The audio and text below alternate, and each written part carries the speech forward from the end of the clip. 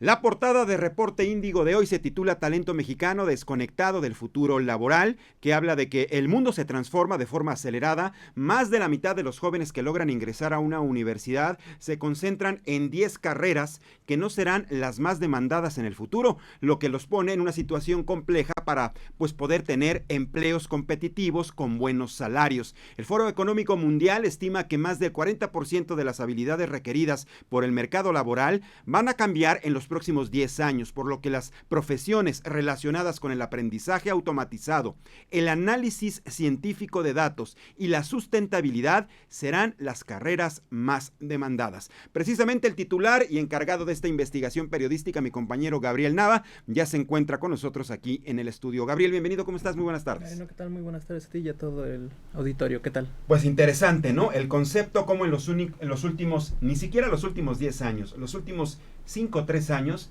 ha cambiado la perspectiva de cuáles son las carreras más importantes, las mejor pagadas y las que van a tener la oportunidad de abrirle los espacios a las personas que las estudien, ¿no? ¿Qué es lo que nos tienes en esta investigación este día? Bueno, mira, Mariano, yo analizando los datos que pudimos observar desde la publicación del Instituto Mexicano para la Competitividad, logramos observar, más allá de eso, que una de las decisiones económicas más importantes en la vida de una persona es elegir a qué dedicarse, qué carrera elegir, qué trabajo buscar, y en ese sentido hay una alarma muy importante. Por lo menos del 2014 a la fecha, el 50% de los mexicanos han egresado de tan solo 10 carreras. Más allá del posicionamiento de ellas, destacan Derecho, Administración de Empresas, Contabilidad, Psicología, formación docente, Ingeniería Industrial, Desarrollo de Software, Enfermería, Ciencias de la Educación e Ingeniería Electrónica.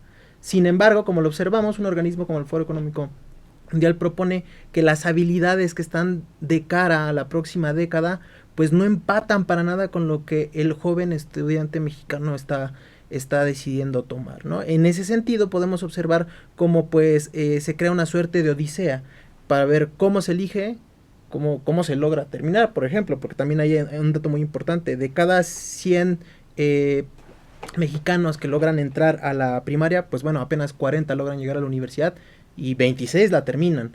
Entonces vamos viendo esta suerte de travesía que justo desemboca en enfrentarse a un mercado laboral que pues no es precisamente el más óptimo, pero parte justo de esta cuestión, de esta gran decisión crucial. Y esto tiene que ver mucho incluso con la decisión que tomaron en un pasado sus padres, ¿no?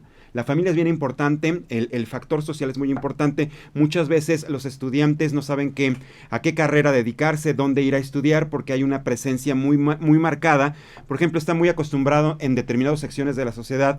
Si el papá estudió Derecho, el hijo probablemente estudie Derecho. Si el papá es ingeniero químico, probablemente el hijo quiera estudiar una carrera similar o la misma, ¿no? Sin saber cómo está la apertura o cuáles son las posiciones u oportunidades laborales que ofrece en la actualidad nuestro país. Justo ese es un debate que está abierto. ¿Cuáles son los criterios para elegir una carrera? Como tú bien mencionas, el aspecto cultural y hereditario de decir yo fui, tú lo eres, o el membrete del viejo licenciado, sí, o ingeniero. Sí. Sin embargo, pues lo que observamos es que el mercado laboral está teniendo una transformación tal que eso incluso llega a quedar en un segundo plano. No obstante, los datos detectan que todavía hay un premio por estudiar, ¿no? La brecha que hay entre las personas que solamente pueden acceder a la media superior y los que tienen estudios superiores marca que hay un 85% de probabilidad de que haya un ingreso mayor. Cerca de 3/4 partes de las personas que logran estudiar una carrera logran entrar al mercado formal. Ese también es un dato muy interesante, que aunque no es per se la remuneración monetaria, pues son diferentes tipos de condiciones laborales. Y claro, ya dentro de un empleo, la probabilidad de poder escalar dentro de es superior.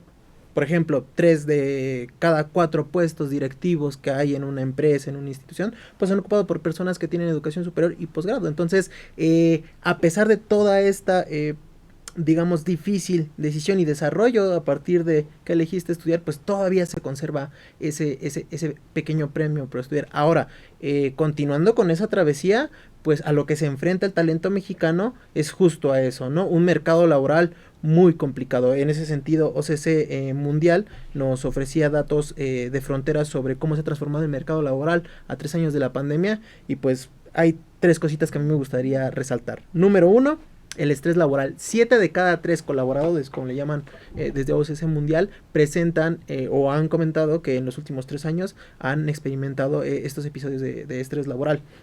Cerca de 75% de las personas pues no ganan más de 12,000 pesos al mes, entonces ese también es un tema. Y contrario a lo que nosotros creíamos, apenas el 17% de los consultados por OCC Mundial tiene un trabajo híbrido o remoto. Esto quiere decir, pues todavía la estructura es muy rígida en cuanto a qué flexibilidad puede haber dentro del esquema de trabajo. Entonces, como observamos, es toda una pues yo le llamo una odisea a la que se enfrenta el talento mexicano. Y en este caso nos estás haciendo una referencia a los empleos más populares, porque hoy, por ejemplo, los chavos ya están muy dados a la era digital, ¿no? A los que quieren emprender. Justo ayer platicábamos con un especialista que nos daba una recomendación, cómo invertir, cómo saber en qué tipo de empleos invertir, cómo generar o crear tu propia empresa, precisamente para no depender de nadie y no necesariamente ligarte a un tipo de salario, sino que tú puedas producir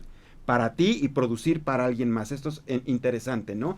Y quienes incluso tienen hasta 2 empleos. Justo lo que tú colocas en la mesa es algo que está sucediendo, quizá yo no había tenido un registro previo, que es los empresarios están reportando que tienen un fenómeno peculiar en estos momentos. Tienen dificultades para llenar las vacantes. ¿Por qué? Porque, como tú dices, hay gente que ya se abre paso en el mercado laboral o en el propio mercado de mercancías y servicios y dice, yo ya opto por no tomar tus opciones laborales. Ajá. En ese sentido, algo que se ha detectado que es clave, pues es la cuestión salarial.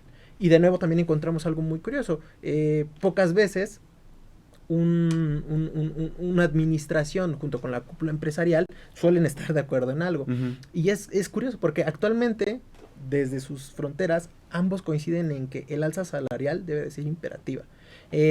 Varía e incluso puede haber llegado un poco de conflicto en cuál sería la magnitud y mediante qué mecanismos, pero los empresarios hoy dicen, o parte de los empresarios específicamente, platicamos con gente de Coparmex, por ejemplo, pues que es imperativo elevar lo que se consideraría como salario mínimo o remuneración mínima, porque pues básicamente de lo contrario el trabajador mexicano, el joven talento, pues ya no es atractivo siquiera acercarse a las vacantes o no puede sostenerse con lo que encuentra en las vacantes. Parecido a lo que encontramos con la actual administración, solo que ahí hay diferentes, o lo que encontramos en cuanto a, pues yo me atrevería a decir, hasta conflicto, es que por un lado, la cúpula empresarial comenta que pues, es necesario la reducción, por ejemplo, de trámites, esto que de alguna manera desincentiva la creación de entidades empresariales, y por qué no hasta la exención de algunos impuestos. Ajá. Por el otro lado, la administración, si bien se ha caracterizado por una política salarial muy progresiva, pues una de la base que tiene para adquirir recursos para programas sociales, para acciones gubernamentales, pues ha sido la recaudación. Entonces, claro, ahí es donde entra el contrapique. La cuestión es que en medio, pues el talento mexicano se encuentra con una muy difícil decisión, después de ella un mercado laboral que no le garantiza nada y que deriva pues en un salario bajo. ¿Y qué tanto el sector empresarial, Gabriel, es tan exigente en la actualidad en nuestro país? Es decir, el perfil que buscan para sus talentos, para las personas que quieren reclutar, son muy exigentes en la actualidad debido a la globalización, a la apertura de la era digital y la competencia tan férrea que en estos momentos existe. Justo en ese sentido, Mariano, tendríamos que abordar este fenómeno un poco con la óptica económica, ¿no? Hay una demanda de mano de obra muy nutrida, pero también una oferta como nunca. Nos hablaban desde el Instituto Mexicano por la Competitividad de que es el mercado más competido, por lo menos en la última década. Entonces, más allá de los estándares, pues relativizamos los estándares y no sabemos qué tanto pidan. Lo que sí sabemos es que quizá hay 100 atrás de nosotros o 200 compitiendo por el mismo puesto. Entonces, eso complejiza mucho la posibilidad de adquirir una vacante. Así es. Y así ha sido siempre. Yo recuerdo incluso desde mis épocas de estudiante en la universidad, no había las oportunidades que ahora hay, ¿no? Por ejemplo, uno salía de la universidad en 1995-97 y se quería dedicar a la era de la comunicación, pues era o las televisoras tradicionales o las radiofusoras tradicionales o los medios impresos, ¿no? Hoy, por ejemplo, la era digital te abre un abanico de posibilidades impresionantes. Depende de ti, de tu talento, tu capacidad, las habilidades que tengas, que me imagino hoy también, hasta en un trabajo tradicional, quien te va a emplear, busca lo mismo, ¿no? Y además, trabajo en equipo. que eso difícilmente a veces se da. En ese sentido, la invitación que nos hacen pues la gran mayoría de personas que consultamos para elaborar el reportaje es una reflexión hacia no desprenderse de estos sueños, de estos gustos, pero sí complementar a la hora de llegar y elegir una opción profesional la visión del panorama laboral. Exacto. Por ejemplo, ¿no? Yo no te puedo negar que sueñes y que estudies lo que deseas, pero sí contempla la variable económica, qué tantas vacantes hay, cuál es el salario. Date cuenta cómo está el asunto, a lo mejor lo que estudias es lo que quieres, que nunca está de más, no le tienes que truncar el sueño a nadie, ¿no? Exactamente. Pero finalmente ver cómo está la realidad y saber si a eso te vas a dedicar, porque a lo mejor no te va a dar de comer, ¿no? Y justo eso puede incluso contraponerse con lo que decíamos, la histórica decisión familiar, cultural sí, exacto. Eso, bueno, ¿sabes qué? Hoy en el mercado laboral, quizá, en el caso, por ejemplo, muy específico, derecho es el espacio más saturado que hay. Increíble. Tendría que, pues, reconsiderar o ver de qué manera puedo girar eso, incluso contrario a lo que diga el padre licenciado. Sí, ¿no? Exacto, ¿no? Y precisamente por lo mismo, ¿cuántos casos vemos? El papá odontólogo monta su consultorio y entonces se lo hereda al hijo. El hijo a lo mejor le llama la atención, puede que le guste y lo hereda, ¿no? Si no le gusta, ya se fregó o no sabe qué hacer con eso, ¿no? Definitivamente. Pero si lo hereda, pues por lo menos ya la hizo, quizá ya no tenga que invertir tanto en equipo, pero ya es algo que hereda. Pero habrá quien no pueda tener incluso esa posibilidad. Esa posibilidad, sí, exacto. Justo es lo que complejiza esta decisión. Así al final del día hoy nos trae los datos y dice, bueno, es algo a lo que hay que ponerle atención porque el talento mexicano ahí no puede esperar. Así es. Pues Gabriel, interesante la investigación periodística que nos presentas el día de hoy en la portada de Reporte Índigo. Felicidades, muchísimas gracias. Hacemos la invitación a todas las personas que adquieran su ejemplar precisamente para que lean la investigación de mi compañero. Gabriel, muchísimas gracias por haber hecho conexión esta tarde con nosotros. Y al auditorio. Gracias a Gabriel por esta investigación. Hacemos una pausa. Recuerda que estamos transmitiendo completamente en vivo desde la Ciudad de México. Estamos en Facebook por Reporte Índigo.